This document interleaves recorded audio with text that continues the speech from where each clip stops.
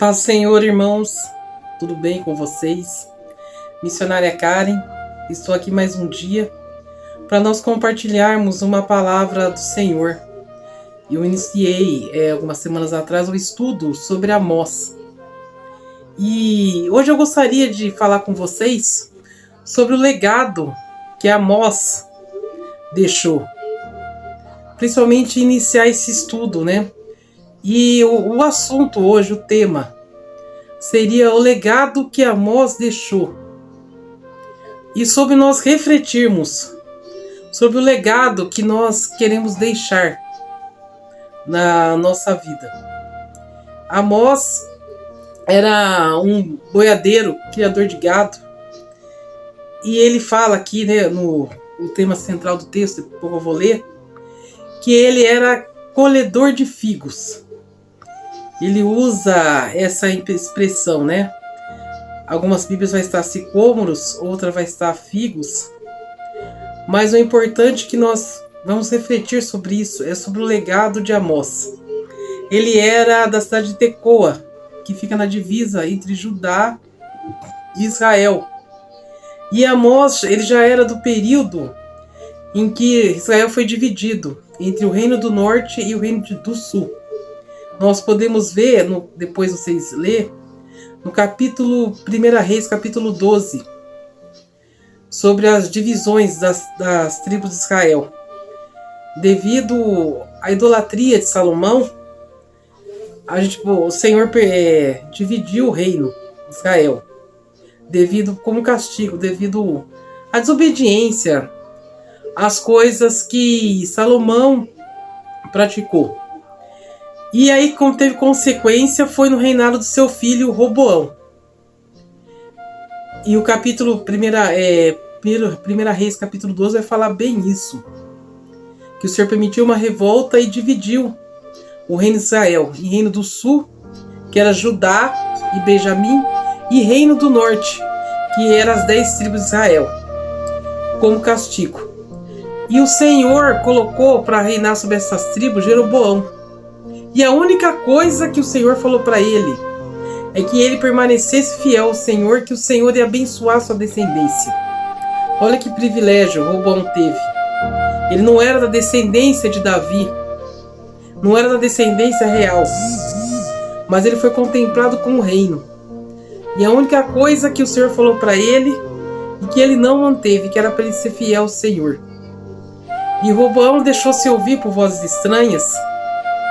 E devido à sua insegurança, com medo do povo ir adorar em Jerusalém, que ficava em Judá, que era onde eram determinados sacrifícios e a adoração, era ali que ficava o templo do Senhor, onde eram feitos sacrifícios. E ele, com medo do povo ir lá adorar o Senhor, com medo do povo se bandear para o lado de Judá e colocar como rei Roboão, ele não creu na promessa que o Senhor tinha feito para ele.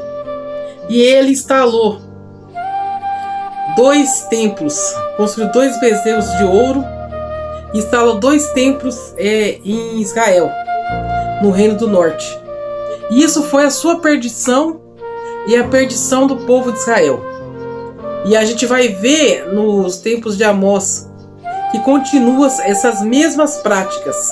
O povo idolatrando, e daquele tempo até o dia de Amós, a gente vai ver o povo cometendo os mesmos pecados de Jeroboão, praticando a idolatria, que é uma das coisas, se não uma das coisas abomináveis, que Deus abomina é a idolatria. E o Senhor, diante dessa conjuntura, essa turbulência, levanta Amós para falar com o povo, mas principalmente levanta Amós para falar com a elite de Israel, que cometia, dentre outros, muitos pecados que depois nós vamos detalhar nos próximos tópicos. Mas o principal legado que eu quero deixar aqui e ler no capítulo 7, 14, capítulo 7 de Amós, versículo 14. Amós disse a Amazias: eu não sou profeta nem discípulo de profeta. Eu cuido de gados e colho sicômoros.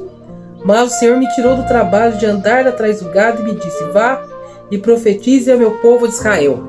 Aqui eu coloquei como tema central que deixa claro o chamado de Amós. E por que Amós fala dessa forma? Ele era um criador de gado, ele não era sacerdote, não era da linhagem real, ele não era um dos profetas consagrados, mas foi uma pessoa que o Senhor colocou, tirou do meio do povo.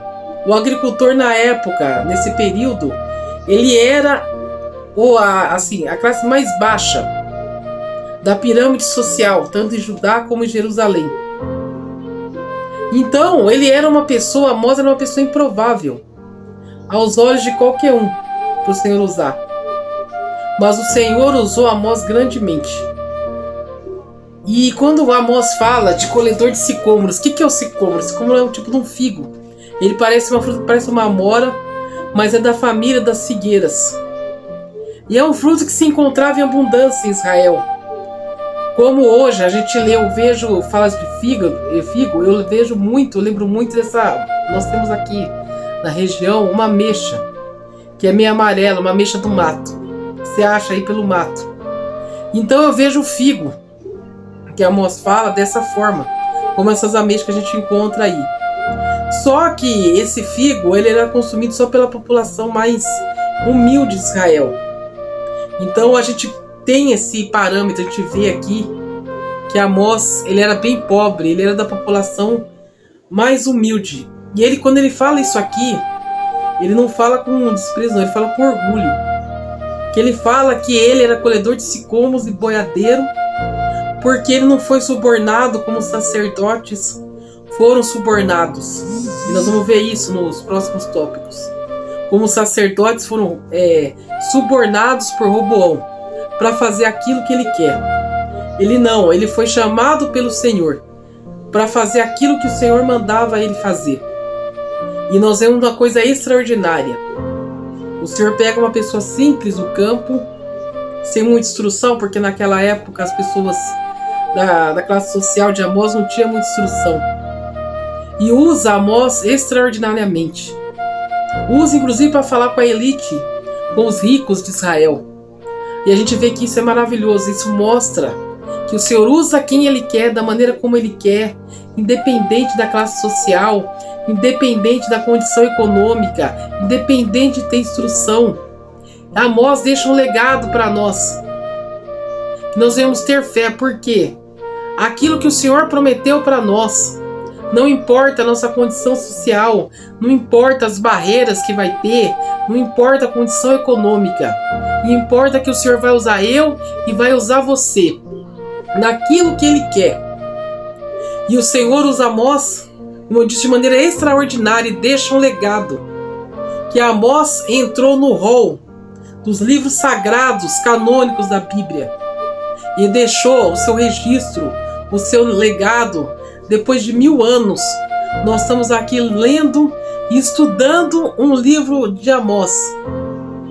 E Amós foi selecionado. Por quê que eu digo isso? Na montagem da Bíblia Sagrada, teve muitos profetas que escreveram muitas histórias, muitas coisas. Profetas de Deus. Foram escritas muitas coisas, mas não entrou no rol da Bíblia, não entrou como um livro canônico. E Amós foi selecionado como um livro canônico. Então isso que eu quero dizer para vocês, quando eu falo isso, que isso não foi uma coisa tão simples. Hoje você vê a Bíblia montada, mas foi feita, como podemos dizer, várias seleções. Os apóstolos, os judeus, que escreveram a Bíblia, antes de montar um livro que hoje chegou aqui para nós, foram colocados vários requisitos. Então a Bíblia não foi um livro montado de qualquer jeito. Não foi qualquer um que entrou para fazer parte desse livro sagrado, do livro canônico. Quer dizer sagrado, dos livros sagrados. E dos requisitos, né, que podemos dizer, para se montar a Bíblia, era que tinha que ter sendo um livro considerado canônico, considerado sagrado, inspirado por Deus. Isso mostra mais que Amós foi inspirado pelo Senhor. E os Atos de Amós ficou registrado uma maneira de exaltação. Então Amós, mesmo depois de 1000 anos, deixou um legado para nós, que um simples criador de gado, colhedor de figo, que aos olhos da elite social da época era impossível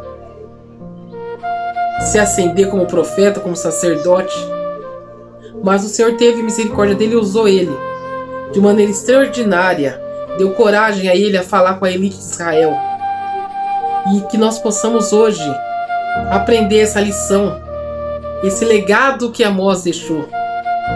E nós tiramos 2 lições desse estudo. O legado de Amós. Qual é o legado que você quer deixar para a sua vida? Pense. Deixe ser usado pelo Senhor, independente, segunda lição, independente. Deixe ser usado pelo Senhor. Independente da sua condição física, da minha condição física, da minha condição econômica, social, da sua condição econômica e social. O Senhor usa quem Ele quer, da maneira que Ele quer. E Ele vai te usar, e vai usar você. Independente das barreiras. O Senhor derruba barreiras, como derrubou as barreiras sobre Amós. Você acha, irmãos, que não tinha um preconceito sobre Amós? Mas Amós não viu nada disso e deixou ser usado por Deus. Então que nesse dia você reflita sobre essa palavra e deixe ser usado pelo Senhor naquilo que Ele quer de você, e do mais Ele vai te capacitar, porque o Senhor capacita os escolhidos. Que Deus venha nos abençoar no dia de hoje, venha nos dar ousadia, venha nos dar coragem para nós deixarmos usar naquilo que o Senhor quer de nós. Amém? Você fique com essa palavra, medite nela sobre hoje, sobre o legado de Amós. E como Deus usou Amós, Ele vai usar você. Eu queria encerrar com uma oração. Feche seus olhos. Senhor, meu Deus e meu Pai, que o Senhor, como o Senhor capacitou Amós, o Senhor esteja nos capacitando. Nos dá ousadia, Senhor, para ser usados na Tua obra. Porque a seara é grande, Senhor, mas poucos são os que se dispõem a trabalhar na seara. Amém? Que Deus possa te abençoar no dia de hoje. Fique com Deus e com essa palavra.